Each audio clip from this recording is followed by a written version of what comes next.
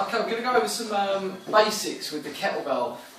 It's a great bit of kit to use at home or obviously boot camp stuff, because it can just add additional resistance to the normal exercises you'll do just by holding it. It's obviously going to make you a little bit heavier than you normally are, so therefore it's going to put more work on legs, arms, core muscles, things like that. But just depending on where you hold it and how you use it, you can obviously put additional stress onto extra muscles and things. So what we'll do is we'll go through some of the basic movements and give you some pointers to hopefully make sure the technique is alright on it. First thing we need to do is a kettlebell swing. Couple of things that people try and do too often that are wrong with a kettlebell swing is they try and lift the kettlebell. You're not going to try and lift it on this. All the drive is going to come from literally your backside, from the whole hip area. The second thing you don't want to do is to squat down. It's actually just a flexion at the waist, so without the kettlebell, it's there and coming through.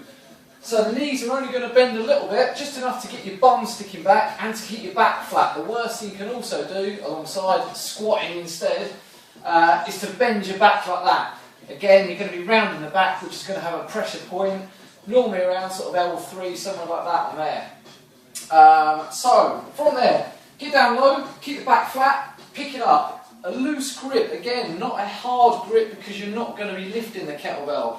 All the movement is going to be thrusting from the bum. So the movement goes.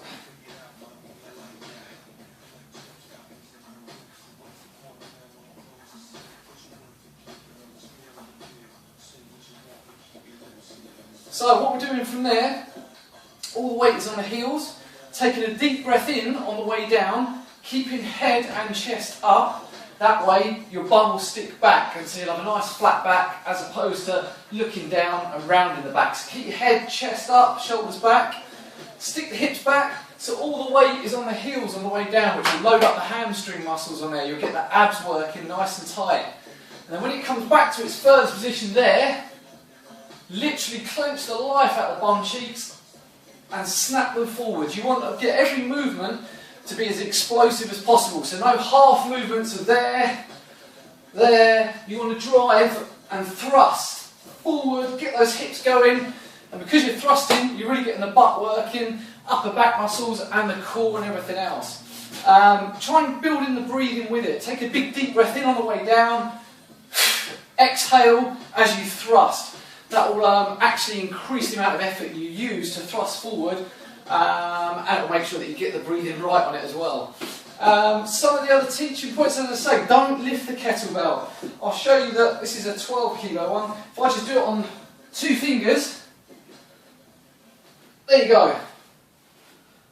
Apart from me nearly dropping it, there's no way I could lift the kettlebell with 2 fingers. And so it just shows that the movement is being generated from everything on the posterior chain, or the back side of you. So you're thrusting forward from the hips.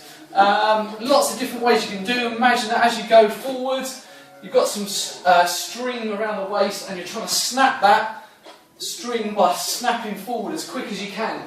As you get forward, in that furthest position, try and make sure that everything is locked out. They obviously say that you're only as strong as your weak link, so you don't want a weak link anyway. You don't want to finish with bent knees or a little bit floppy at the stomach or waist area.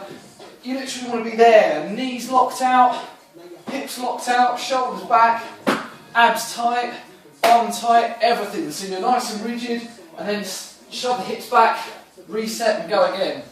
So, 2-handed swing, loose grip, give it a little hip thrust to get it started. Breath in, out, in, out, in there, thrust it, and just get as upright as you can. On the heels, lock away. On the heels, lock away. You shouldn't be balancing backwards and forwards on the toes. You want to be nice and anchored, so about shoulder width apart. Forward, snap it away. Forward, snap it away from there. And that will get you the basics, which is the 2-handed swing from there.